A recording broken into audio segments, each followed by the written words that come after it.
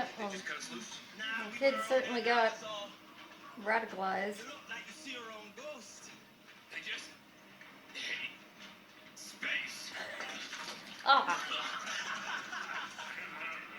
What kind of Feltz are you, Papa? Don't worry. Papa? I grew up on sheep like these. My uncle Mateo had these rock hopper. He take me along sometime. I don't care. My uncle was a hero. He died fighting Yanas. He put me out the airlock first because he had love for me. Now I fight like he did. You're still talking. If another Belter ship don't see the blasting come for me, I still be on the float. All this just bonus time for me, Sasaki. Stick next to oh, me, he's okay? gonna I'll puke look too. out when we land. Oi, Pampa, I keep an eye on you, old man. Okay, I'm liking this. I'm liking this partnership. You're the word. We should be close enough by now. Shit.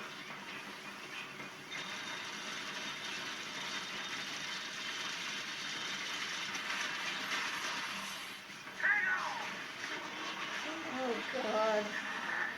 What's our status? The holes have been breached, but the core reactor's okay. Well, cool. Captain, We're breathing. It must be good. we're okay.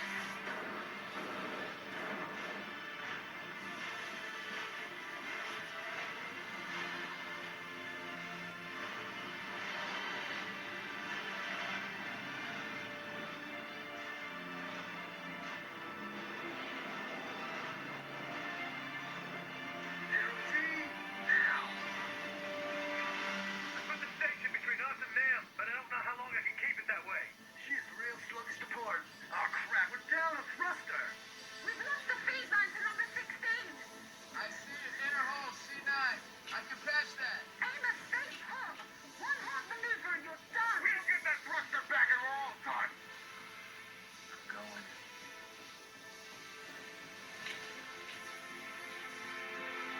Oh, Launching breaching pods now. I didn't like that interaction.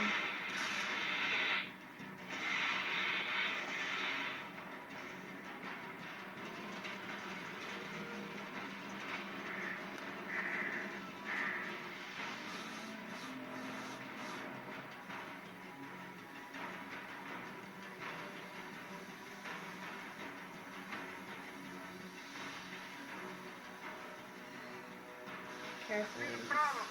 Gonna need a few seconds to fix it. Amos, hurry. We don't have much time. Nothing. Alert. Are you seeing this? There's a gun on the ring. Looks like an old anti-asteroid cannon. It's a dumb gun for breaking stray rocks that can't hurt us. No, but it'll kill the hell out of those breaching pods. Shit! Alex, can we take him out? No, we're too close for torpedoes. I'm gonna have to clear the station to find PDT. Do it! Roger!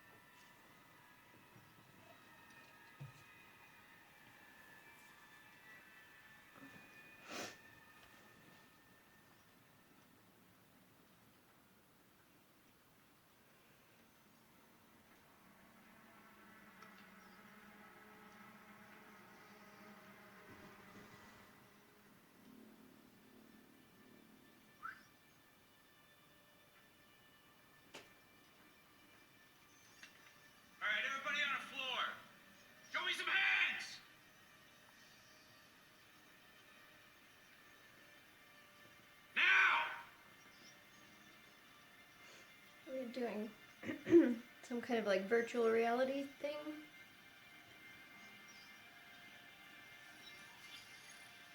That's what it looks like.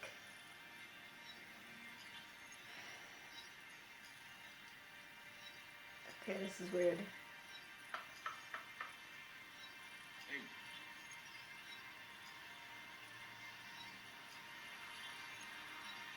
Shit, man. Hey.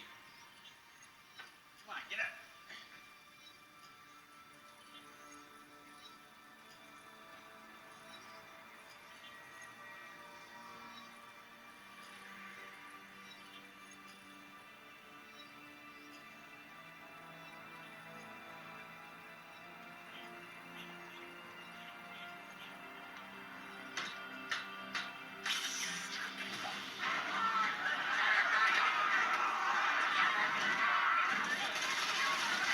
What?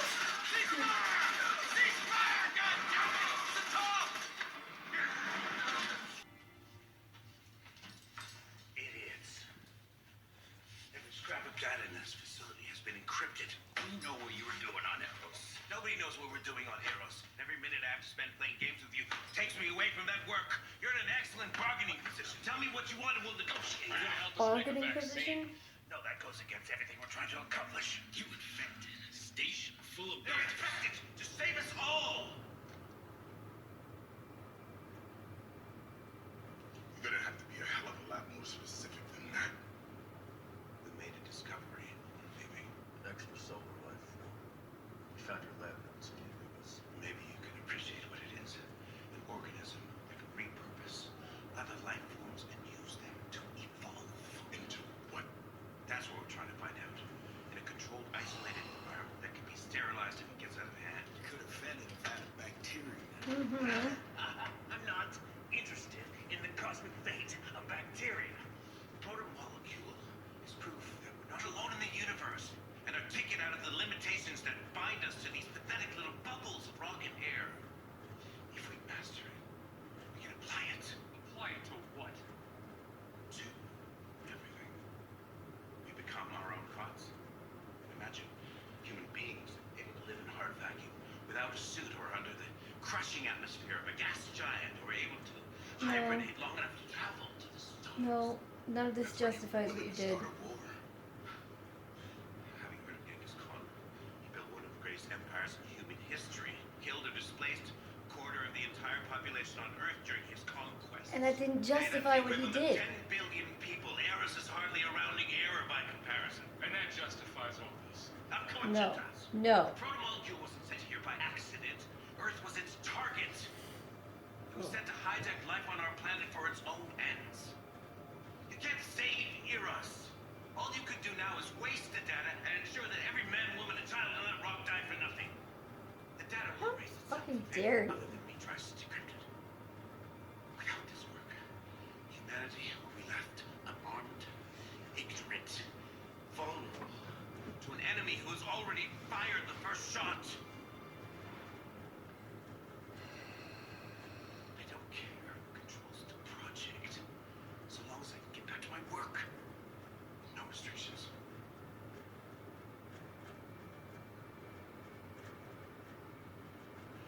So we have an understanding.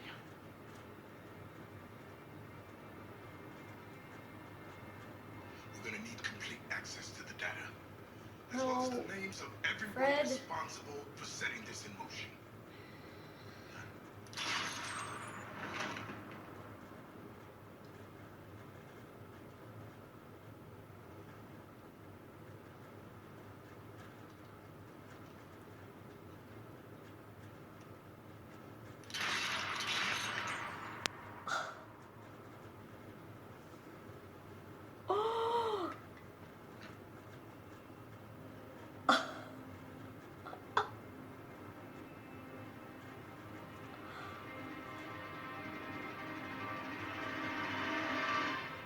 Oh!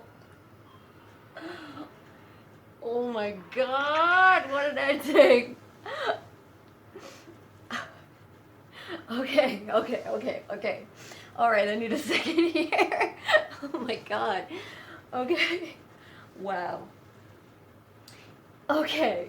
Alright, well, that was episode 2 of season 2, and that was crazy. Alright, so I just saw this, so it's really not, like, enough time to make this call, I think, but in the immediate aftermath of watching this episode, I feel like this is one of my top, if not my top, of all the episodes that I've seen so far. I mean, this was something. I mean, it had the kind of action-packed adrenaline, like, on the edge of your seat sort of feeling that I experienced with episode 4 in season 1, at that level during the whole scene where they were, the Rocinante was fighting the stealth ship and the station and trying to protect the landing crews.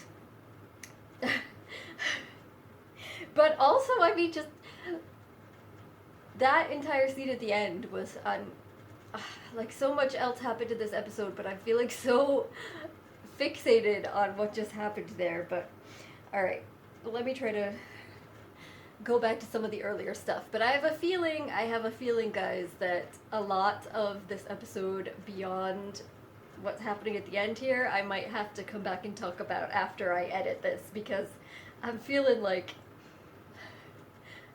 that ending is really what's uppermost in my mind right now, and I'm having trouble focusing on anything else. But okay, so some things about the episode that I'm definitely wanting to think about and go back to. A lot of discussion and character development about Fred. Like I said, I like how they managed to do that in certain scenes where he's not even present, and how that's something the show manages to do. I think it's an interesting and good way to kind of glean other characters' perspectives on important characters and their actions. So I liked that. I continue to enjoy all of the Avasarala stuff, the political maneuvering. I'm definitely going to want to talk about that a bit more. A lot of interesting interactions. Again, Miller and Fred is an interesting dynamic, which who knows what's going to happen with that now. Shit.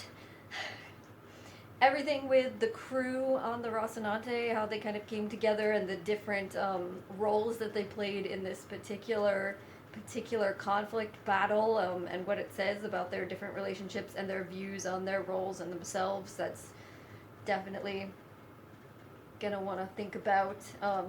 And even in terms of Holden and Naomi's relationship, I'm curious about that, in the sense that she was very protective of Amos there, and understandably so, but at the same time, you know, Holden, he doesn't want to cause problems for her or get Amos, you know, killed, obviously, but he's still the captain, so he's got to consider the larger mission too. So that is interesting. May play out interestingly in the future, possibly, maybe, I'm not sure. And then I also like the kind of pairing of Miller with the kid from Ceres, the water thief, who we saw before, and seeing how he has indeed been radicalized after what happened with his uncle, at least in some respects, but maybe how this is going to play into Miller's sort of rebirth as a Belter identity, I don't know, but, oh, and also, like I had mentioned in my reaction, I feel like when Holden's saying, well, leave your stuff here, we'll be waiting for you when the mission is over, I feel like that maybe was pretty significant for Miller, to have this group of people that's saying, you are with us now, you're one of us, and we're gonna wait for you, you know. I don't know if Holden really realized the potential significance of that to Miller, the idea that he could have a home there with them, but I'm also wondering how the ending is gonna impact that going forward. So okay, so I'm just gonna get to the ending part and focus on that, alright? Because there was a lot of information there. So we're finding out more about the whole experimentation involving Eros and the proto-molecule.